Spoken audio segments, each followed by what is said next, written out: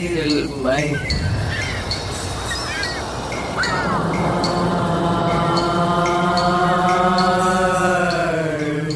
Welcome to Speak with Eve. I'm your host, Eve Eurydice, and my guest today is Ru Freeman.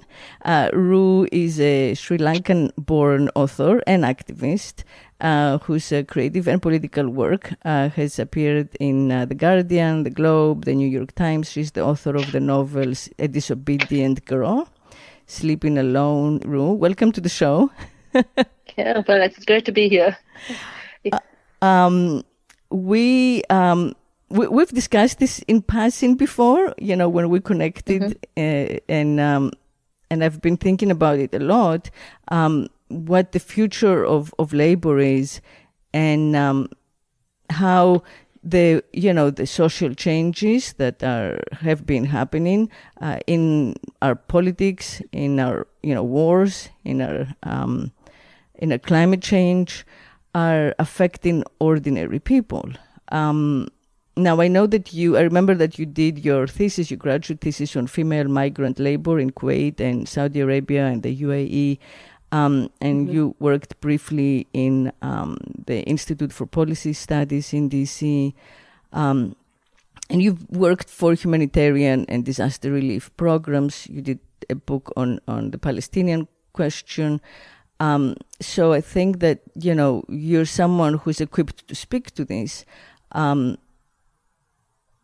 But we're seeing it happening in real time around us. It's like globalization depended on gutting the labor unions, which began by Reagan and was continued by Clinton, which led to the disappearance of the middle class, which was done to bring down the cost of goods, right, by sending labor out of the countries that had, labor laws and labor unions. They also passed right to work laws and whatever. So in a sense, this has led us to the current moment of the silent resignation and the quitting, right, generation. What happens to all the people who live by the land? Especially when the land is not usable, or when it's only cultivated by robots. Meanwhile, India, China, they're still burning coal. They still have huge non-industrial working populations, right? How are people going to live? How are they going to make a living? So these are my thoughts and my questions, and I bring them to our conversation today. Yeah. It's such a interesting, the whole idea, the whole concept of labor. The graduate thesis that I was working on at the time was about, of course, like you said, female migrant labor in those three countries, because a lot of Sri Lankan women, it was females, go as housemaids to those countries, and what happens. And there was, one of the findings is that there is a lack of translation between these two cultures, because Sri Lanka is a very small island, but we are very literate. Very high rates of literacy, very high, very low. There is an income differential between men and women in Sri Lanka, but nothing compared to the United States. We're much closer. Women have a much better position. They're much better positioned within the economy in Sri Lanka than they're in the U.S. And then for those women to come from that culture and go to countries to work where because of the topography, there's no male system. So there's a very different religious ethic. So different language altogether that the women don't speak. So, and I feel like a lot of what we talk about when we talk about labor is a question of translation, because labor, of course, it is the word, the etymology of it is, it comes from, it's physical. It's the act of physical activity toward some kind of product, whether that is picking up a pen or digging a hole. It's a physical activity. But I think that the change for me is that labor was, once it became a concept, became consistently hinged to capitalism and exploitation of resources, exploitation of people, exploitation of their time, and exploitation of whatever it is that labor produced. So, you spoke about what's going to happen to people who live by the land. I mean, a lot of those and by their hands, yeah. And by their hands, yeah. But a lot of those people who do that work don't own that land, and because of capitalism and the that kind of focus on corporations owning land and people and what they produce, so they're living on land. They're not necessarily living by it, because even what they produce doesn't give them enough to live, right? I mean, they don't have in many parts, in the US, basic rights of basic dignity of even that comes from a day of good work. I remember talking to these cowboys in Texas who work on these huge ranch land. They love their work. They love working in the outdoors. They love their animals. They do all that work. They don't own anything. That land is owned by, at the time, mostly Republican politicians who live in DC mostly, and use that land to get tax write-offs. So there's a corruption of the entire system. I think that makes the question of labor questionable. And I think it's going to get worse as we have more and more robots introduced, even in industrial labor, right? So, I mean, I don't know. It's like basically in the 50s, 65% of Americans, or 2 or 3, belonged to a union. Now it's under 20%, 19%.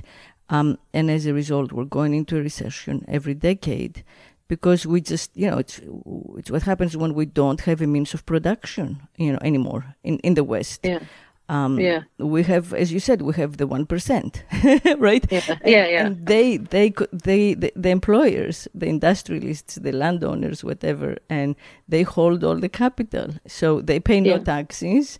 And they don't sell anything anymore. They don't need to sell anything anymore. They have no income. They just acquire, right? They don't produce anything anymore. They invest. It's like it's post-capitalism. Money begets money. And for some people, right, for them. And they are in charge of the energy industry. I don't think it makes a difference if it's fossil fuel or green, investment banking, and corporate, leadership, basically, whether it's landowning or real estate or companies or whatever, right? So it seems that we're hitting a wall. That's what I see, And this migration that's happening now is just going to get, greater and greater and more destabilizing. So the economic migration, the climate migration. Yeah, I mean, I think what is so interesting about all of it is, you mentioned unions, for instance, and I come from a very left-wing family. We are in the country, Democratic Socialist Republic of Sri Lanka. We have free education, free healthcare. We don't worry about whether we have a roof over our heads. We're very, we're very comfortable in many ways, and a highly educated population, very involved in politics and multiple political parties. Not that we don't have our own issues, but that those are not them. Maybe we're overeducated. I don't know, but so unions are of course significant in that background. But my experience of American unions is completely different, because I think that there's a lot of corruption in American unions, and they are complicit in creating a system of inequality. Because if you look at, for instance, Waiting for Superman, that movie about public education in the United States, and how the unions protect these teachers who are incompetent and they just bounce from place to place. Fundamentally, the union is supposed to protect. It was put in place to protect women who went into those jobs. That was the origin. But that's become a place where incredibly incompetent teachers are just kept in place because they can go to the union. And the union heads are not necessarily on the side of the people that they're supposed to represent. And you can see that in how they play the political game, right? Whom they protect. The police union will vote for the Republicans because they want the money to fund these overly armed, bots who walk around like they're in some video game. The amount of equipment they wear, because that's money. They get money for that. And so I think that even the best ideas, unions that this representation, gender rights, anything can become corrupt if the system in which it is operating is corrupt, and you don't challenge that system. Yeah. And so I think when you say the American dream, I read somewhere recently that it's the middle classes that are sold the idea of home ownership. Oh, if you pay your mortgage, you'll have this thing. You put money in a 401k. You do this, you do that. But all that money that you're putting into these things are being actually invested by the 1%. You actually don't even get to have any of it, and you are penalized if you ever want it, until you have one foot in the grave, right? So you can't really take that money. That's not your savings. It's someone else's playground made up of your earnings. And the home that you think that is going to take you out of whatever, it's not really. It's all it's doing is it's trapping you in a place that makes you feel like you have no options. You can't quit a job. You can't move. You can't do anything because you have a mortgage. So it's kind of like a shackle on your person. And I read that the people who own homes are in that class, the middle and lower classes, and the upper class they borrow for everything. People like you and I, we don't want to borrow because we're like, oh, we can't borrow money. If we don't have it, we don't have it. Right. We're not going to borrow. Right. But that's again, it's so. And I think it goes back also to education because I don't know if you know this TV show, Adam Ruins Everything. Have you heard? No, have I don't. Seen it? It's hilarious. It's like this comic. It's like a comic for adults, but it's Adam Ruins Everything. Adam takes things like recycling and electric cars and why we mow our lawns, and he'll just break it down as to where this actually comes from. And one of the things he talks about is this idea of manufacturing. So, every time we have an election, there'll be someone standing in Detroit saying, we are going to bring manufacturing jobs back. And they talk about manufacturing jobs. But the reason why those manufacturing jobs existed back in the day was because most of Europe had been bombed to smithereens, and there was after the war, right? There were no factories, so the factories existed in the United States, and people could build these cars and build things. But when Europe and parts of Asia got rebuilt, they started doing the same thing, and it was much cheaper to do it over there than to do it over here. So you can say you're going to create all these jobs, but the global reality is that they're never going to be here. Because they can be done better or faster or cheaper somewhere else. So it's like a whole system that exists and is propagating this falsehood, because if you gave people a proper education in the public schools, they would understand these things. So you've got to keep most of the population undereducated so you can sell them this idea of an American dream, and also of these manufacturing jobs and stuff that's going to come in, and how other people are taking your jobs, etc. And now you have this bunch of vast swaths of the American populace that is ignorant of the very things that are keeping them where they are. Right. I'll stop I'll take a breath for that. I could go on. Yeah. Well, it's. I mean, I think that a big part of it is what we were saying. That the substructure, let's say, is no longer related to the means of production. It's just related to holding capital, right? And even like the crypto dudes, they want to make up new capital that they can hold or hodl. Right. And they. They are in charge of, like the Federalist Society, which was set up in 92, right? They decided, okay, we're going to take over the judicial and Congress, right? So they're in charge of like all propaganda or superstructure.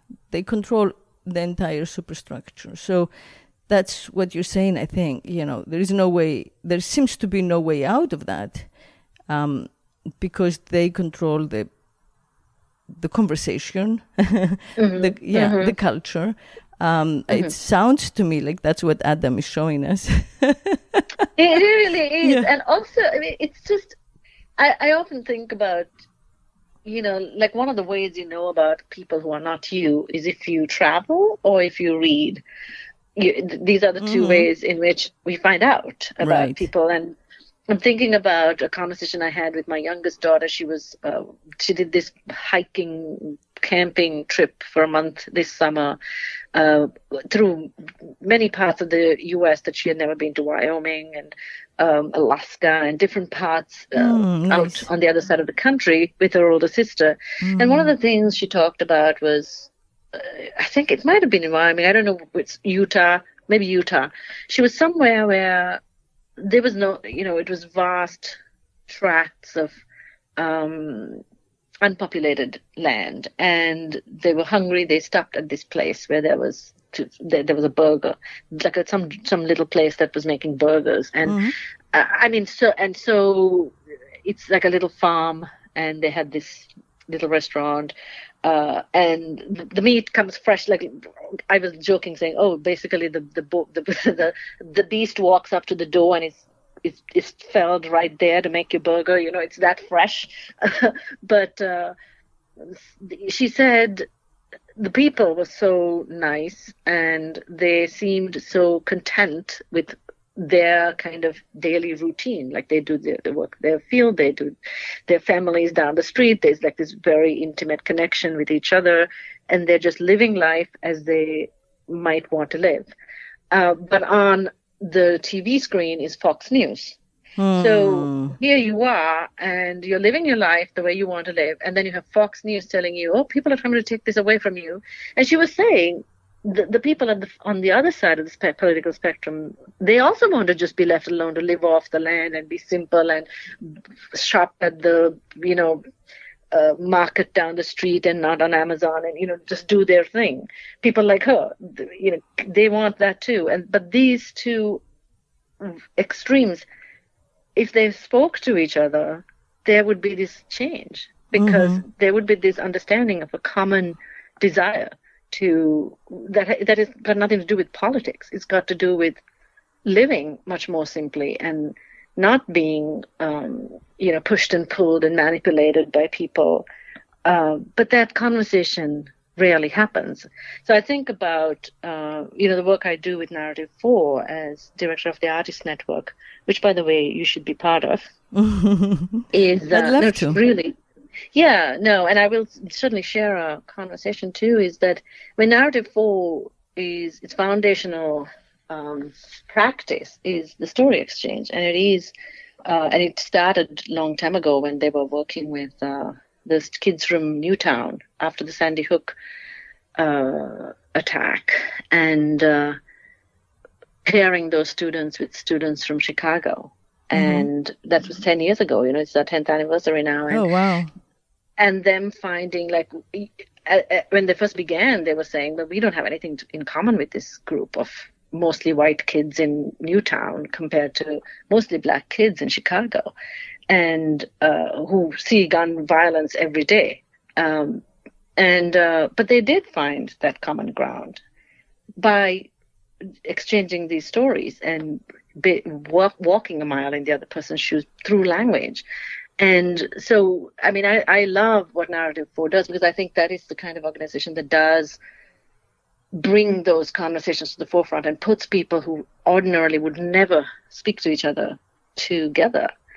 And I think my hope, I think, is looking at young people today. We work a lot with youth, but personally, as the mother of 3 daughters, I mean, you are also the mother of a daughter, and so we know, what we aspire for them and how they live in the world and what their, focus is.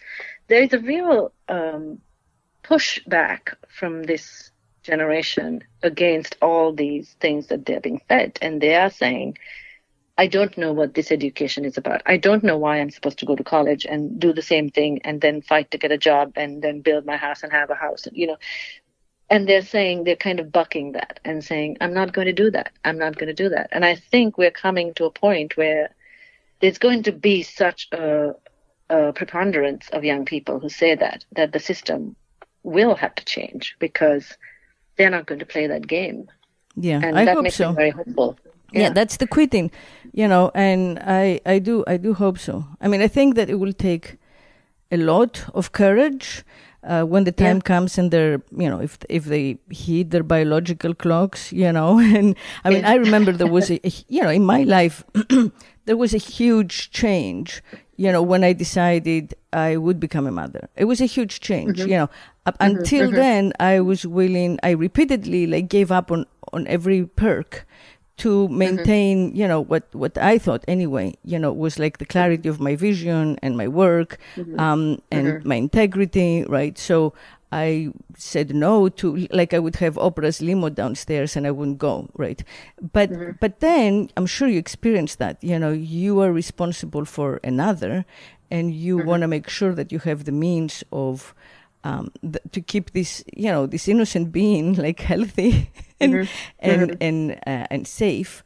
And you can take the same risks that you used to just with yourself when there was nothing to lose but yourself, right? So you could make that choice.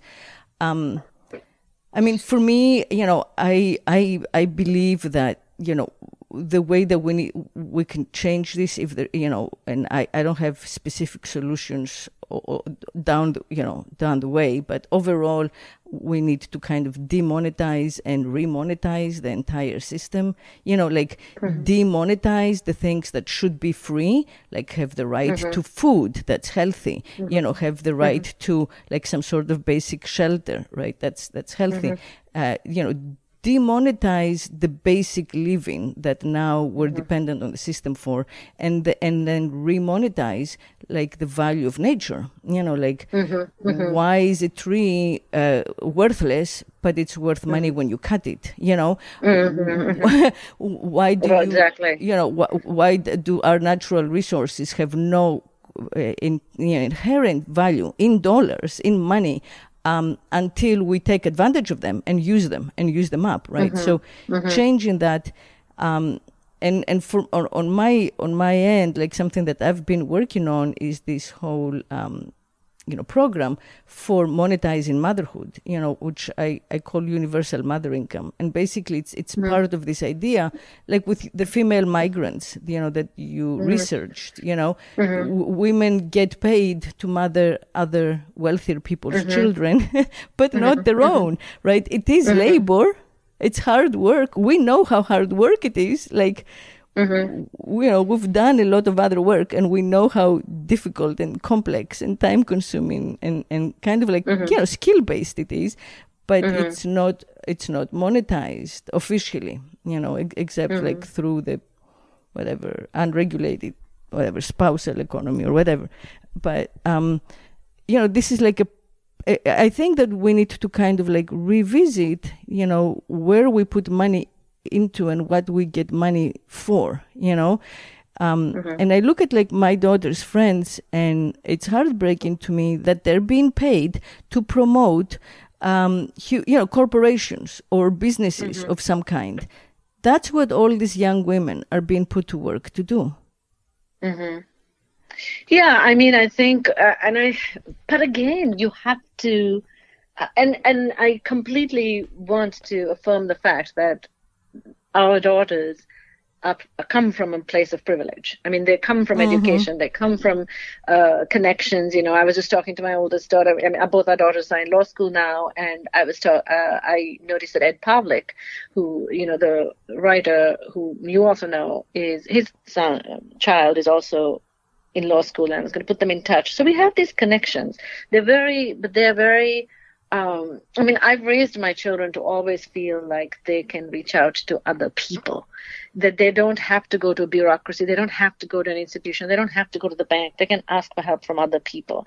Because that fundamentally is the thing that the system tries to erase, right? The idea that you can be helped by each other. Because if you're helped by each other, you're not going to go trust the system. You're not going to do, you're not, we talked last 2 days ago, I was doing an event at Penn, and we talked about Sri Lanka and the revolution and how the people are struggling. And I was saying, people struggle, but they help each other. So there is this sense of a communal struggle and a communal suffering and a communal assistance for each other that, people will share. And so I think that,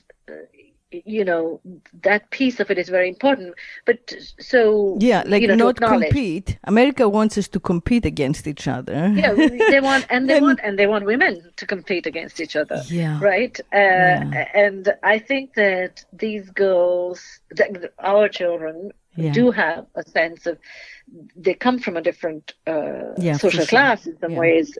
However much money they do or do not have, they still have a sense of the world, a sense of their place in that world, and a sense that that world is going to befriend them because of who raised them and how they were raised and how they've read and all these things. I say all that. But to say that these kids who are working in PR and marketing do have a choice. You can say, I am not going to do that thing, right? I mean, you can, this is a choice that each of us has to make. So, and it applies to pretty much anything. I think about unfair allegations of, say, people saying something like, I make some allegations about some man, and I can use a trigger word, right? Like abuse. I can, that person abused me. I could say that. And then bam, there's like this huge repercussion that happens because I'm just wielding something that is not true. But if that man never fights back and says anything about that, that culture grows. It becomes more and more the case that you can do that. In the same way that other things, reverse, things like where you can be abusive to a woman and that woman doesn't say anything and nobody, fights for her. And then that becomes a culture that becomes prevalent. So I feel like every single one of us has the opportunity to change the system by refusing to do a certain thing or refusing to play a certain game. No, I'm not going to, join the social media campaign about this or that or the other thing because I can see what that is, that it's a marketing gimmick or it's something.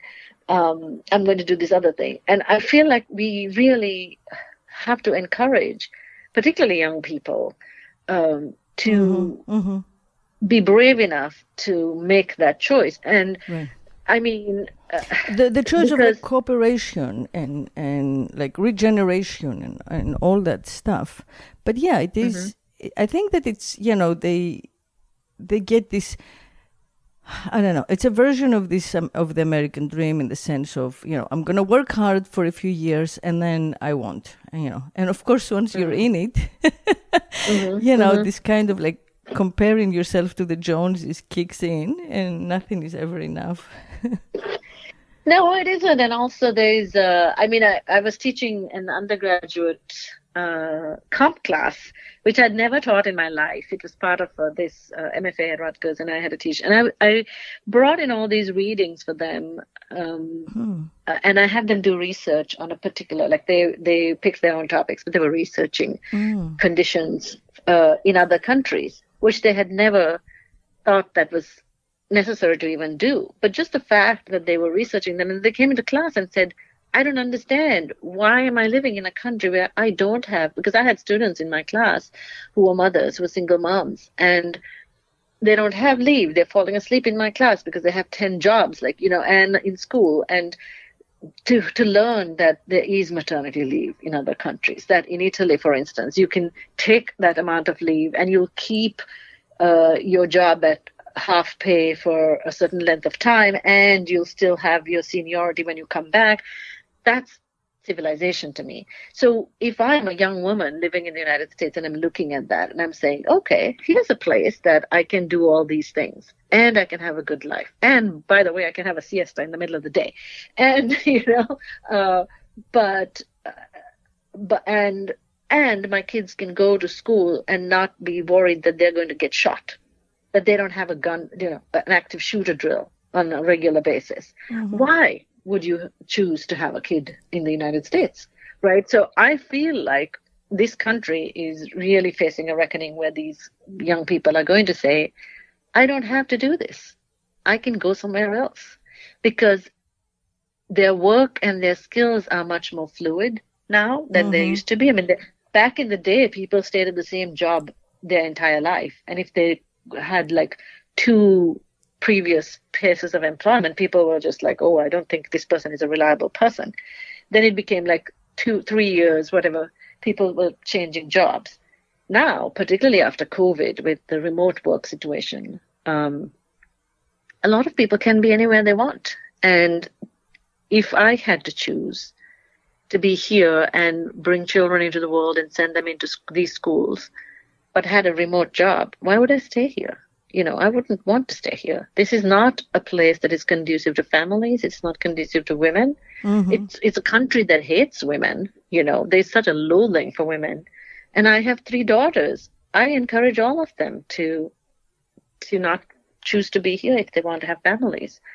I mean, they may not listen to me, but that's, as a mother, if I think about their safety, that's what I would say. Not that there aren't problems in other places, not that there aren't wars and, the climate crisis and all those things, but at least the fact that people acknowledge a climate crisis, that they acknowledge that there's a problem, that in itself gives you a little bit more hope, right? I mean, it's very despairing to be in a place where not only are you sort of a second-class citizen because you're a woman, or not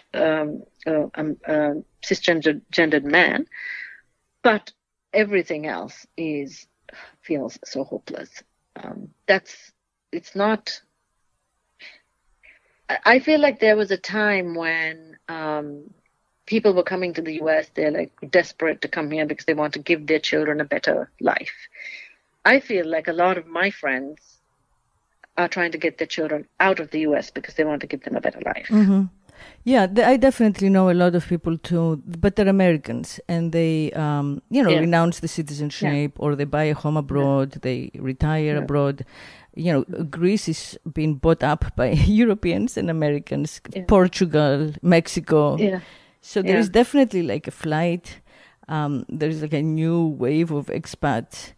For us, I mean, I don't know how you feel. For me personally, it was a huge sacrifice coming here. And so it's hard to turn around and go back. I totally get it. I totally get it. I didn't intend to stay, but then I married an American. And I'm also, I mean, like you, we are people who are very devoted to whatever we put our minds to. So if we are here, we're going to be devoted to here, and we're going to get involved and speak out and be in the arts and support our communities and do all these things that immigrants are so good at doing, right?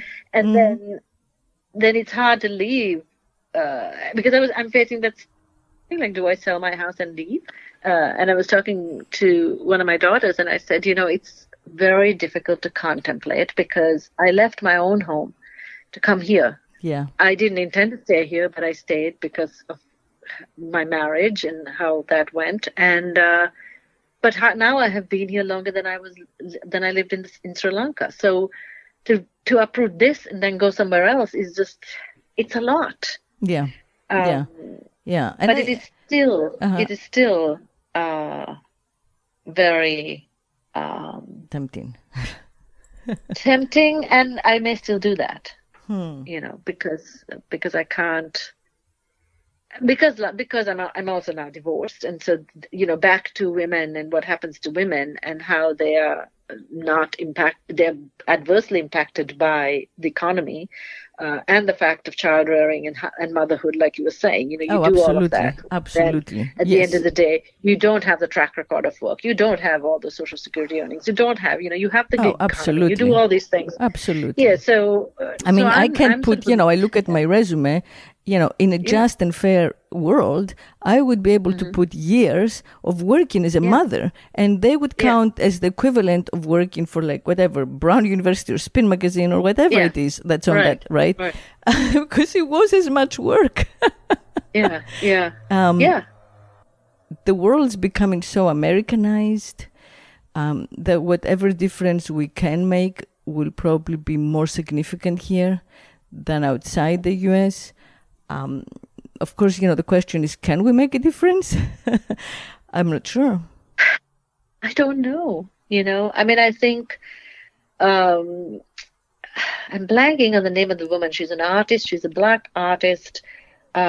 She taught at Brown. She was an older artist at Brown, actually. And then I don't know why I'm blanking, because I went to her book launch, and somebody was asking her if she could do something, and she said, I have done enough. I am not doing any more. And I think there is that sense of how much of yourself can you pour into this black hole of endless, just turmoil and insanity in some ways. Because say I decide to stay here, you go back to this. I have a job. I have I have wonderful colleagues. I have great organizations. I'm doing work that is really meaningful. Wonderfully, I can also do that from somewhere else. But staying here means I have to make sure that I can afford the roof over my head. I have to be worried about healthcare. I have to be worried about every little thing. In a way that I don't have to do in a more civilized place where, like you said, those fundamental right to food and shelter and healthcare is just not something you have to debate. You don't have to debate that. It's available. If you're sick in Sri Lanka, you can go, you can get an operation, you can have a baby, you can do all this, and you can come back home. You can stay at the hospital for as long as you need to be. You go into hospital days before your baby is even due, so that you're already there and having a good time and getting some rest before this baby arrives, and then you're there for longer. That doesn't happen here, because it's the profit margin, and the fact that I had to get a bunch of CAT scans, and I couldn't get the thing that the doctor prescribes, because an insurance person is going to tell me I cannot do it because their person decided I don't have to do it, even though my doctor thinks that I should say. This is living in clown land. Yeah. And we are all cheering at the circus like it's reality, but it isn't. Yeah, you're right. And and profit does determine everything. It does. So like in healthcare, the most expensive operation or procedure is the one that's recommended most and first. It's also it's counterintuitive from the point of view of healing, but it makes sense. It's logical from the point of view of corporate profits and capitalism, right? And the mass of people keep going from one to the other, looking for representation, and there isn't any. They're just swindled by either party, whether you think so it's like back and forth from one to another, and that the same parties speak in variations of like whatever language they think will get them votes, but they don't mean them. They don't mean what they say. They don't mean what they say, and it is. I mean, and I go back to as an undergraduate, my I did an honors thesis. I was at Bates College, and my thesis was about USAID and World Bank, IMF, and their programs in South Asia, in 5 countries. And one of the things I was talking about back then, and that was a long time ago. I won't say how long, because then you'll know how old I am. But it was a very long time ago. I was writing about what I considered, because I looked at this picture and my sense was that there was this, what I called a transnational capitalist class, and that was unbordered. And then there was this, and all of us are stratified in this fashion across the world. So our common friends are not necessarily here; they are in other places, at a certain social level, right? All of us artists, and then the transnational capitalist class, which is exploitative and speaks the same language. And I remember teaching, so years pass, and I'm teaching in Colorado College, and I remember one of my students, who now is a wonderful agent in New York, literary agent. Her parents wanted her to go to Wall Street, and she talked about, she said, okay, I'll do a summer, because they said, okay, do a summer at Wall Street, and if you really still want to be an English major and try to be an agent, you do it. And she did this job, and she said, I made so much money, but I realized that everybody in that group, we came from all over the place, but we all spoke the same language. We'd all been to the same, racing tracks. We'd all gone to the same debutante things. We all had a common vocabulary of class that transcended their geographic locations. So that is the reality, I think, and our bonds therefore have to be unbordered in the same way. I think my middle daughter Hasadri, who's in London, she works for, she's in school, but she's also part of the Global Justice Now, Our Futures Now, that network of people working on justice, social justice issues, but globally, because these are, obviously you have to have your localized events and things, but they are trying very much to say, how do we share things? Like, when I look at my house, for instance, I think my artist friends should come stay with me and write or create art and be here, because why should I just be here? There's room for other people in it, right? Yeah, again, it comes from the culture that I was raised in, where is that this sense of like, let's all share things. I remember one of the things that baffled me was that every house in suburban America has its own lawnmower, its own tool shed of tools, and I was like, why can't everybody just share the lawnmower? Like, does everybody need to have one? Yeah. It doesn't make sense. Yeah. But it makes sense to Home Depot, right? Yeah, exactly. It makes sense to Home Depot. Yeah. Yeah. So I don't know. Yeah. I have a memory, when you were speaking about when I first came to America. Well, I was 15. So at 16 I was at NYU, and on my second semester, first year, I got accepted into a senior seminar, so I was so proud. Like my chest was like twice as big, because I felt, like the approval from the man. And it was taught by a professor who had been ambassador or assistant ambassador, something like that, to China, and it was World Peace was the name, World Peace. So of course I came from the background of like Marxism, and my understanding of world peace was that, the Marxists were the first people who had come up to my mind, with the idea of like, internationalism, not through empire, but, through some sort of like community or camaraderie or similarity of conditions, right? So when I heard world peace, that's that's why I really wanted to take the class. Well, it turned out that it was about globalization, which I hadn't quite understood the concept until then, and about how corporations will assure world peace. And when it was time to write, a thesis, and of course I wanted to bring up the Marxist, theory, and discuss that version, that version to, to like becoming, to, acquiring some sort of world peace. The professor took me aside and told me that he would get me deported, among other things, which I won't say there, but it was so traumatic that I had a complete, nervous breakdown. I took all incompletes. I was like physically, basically paralyzed for some days. And then I, when I managed to move again, I went back to Greece, couldn't think of America. I had like such a strong PTSD. And then eventually I came back, a year, I started studying archaeology in Greece. I got into the university in the archaeology program, and I was like, found salvation in Minoan civilization. I mean, imagine how damaged I was by this understanding, and then eventually I came back a couple of years later to Bard, which did, was like so much better.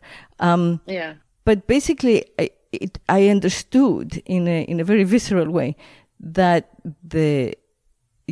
what we call then capitalists, but the system had taken over the world, the words, the language of internationalism, and had appropriated it successfully, right? Yeah. And that's what we've watched happen ever since.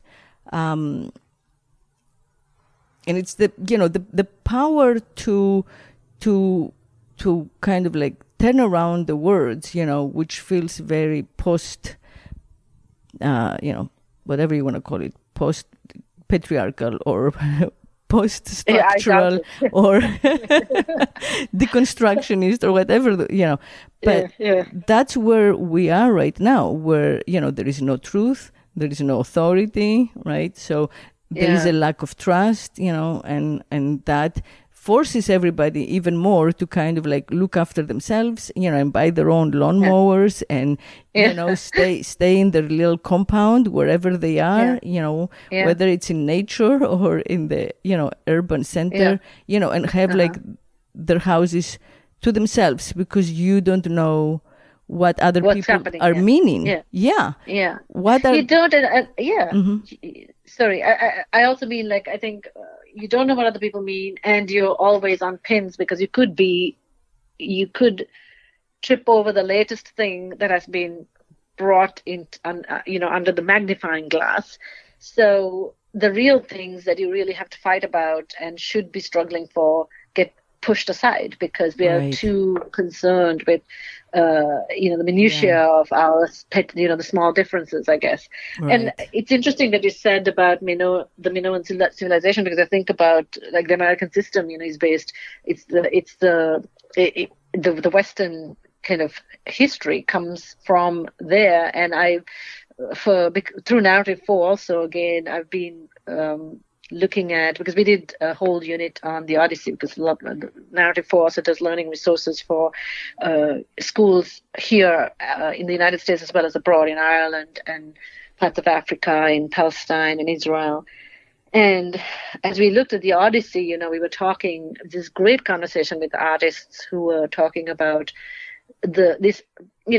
Odysseus is like this returning hero, and there's so much that is there in common with his estrangement from his home when he comes back, and young black boys like Odysseus' son in the United States, whose fathers might get incarcerated because of the prison system here, and then they come home and they're supposed to be like these heroes when they come back, but they can't be because their kids have had to grow up. And there's so much that you could actually talk about when you talk about a book like that, but we don't touch that, because that is opening up, the minds of kids to really think about how these texts actually might be giving us a roadmap for thinking about the present day. Instead, we'll just go to, Natalie Haynes. I don't know if you know her work. She's amazing. She writes a lot about female heroines and female goddesses in Greek mythology. Yeah, and she's fantastic, because she talks about how they've all been brushed under the carpet and recreated as this other, kind of like the problem in every situation, even Helen of Troy. So I think the way we treat women, the way we treat women is, and femininity and how we highlight femininity in our engagement with the world, because it's much more communal,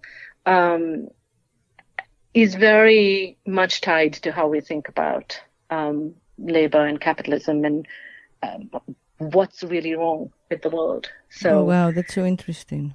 Mm-hmm. Yeah. Yeah. Well, we've gone all around the place. I love this.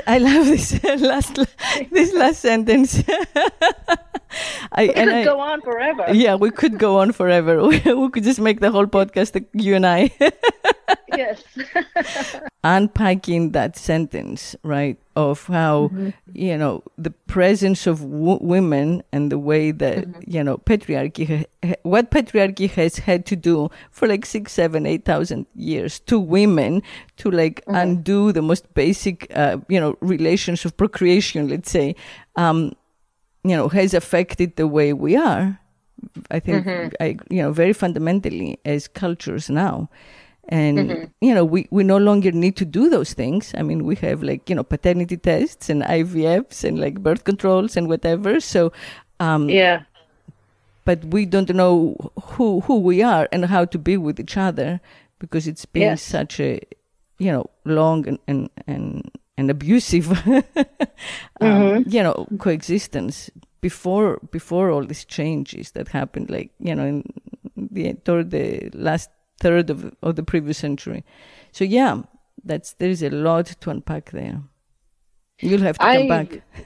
I'll have to come back, or you can interview some of the girls. I mean, I love your story though. That's where you did. That's what you did. That story of. I mean, I'm not going to forget that. I'm going to share this with my kids as well about that connection that you went. You came to NYU as this brilliant young person and was so traumatized by this strange and backward reading of what peace might be, and then went back to studying history. To the source. I went back to the source for salvation, sanity. Yeah. It's amazing. It's priceless. Well, thank you. Thank you for being with us today. Thank you for your time and your wisdom, and everybody out there, thank you for listening. And until next week, keep speaking war and peace and love. Yes. and and who run the world? Girls. There you go. Yes.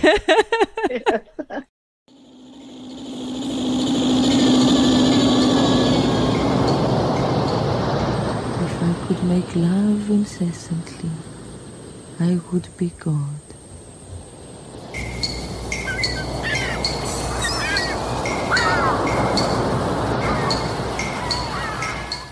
My name is Eurydice Eve, and I'm a writer and artist best known for writing for Scribner and Spin, and these are my conversations with leaders in diverse human communities. Join our flow and stay with us for a while.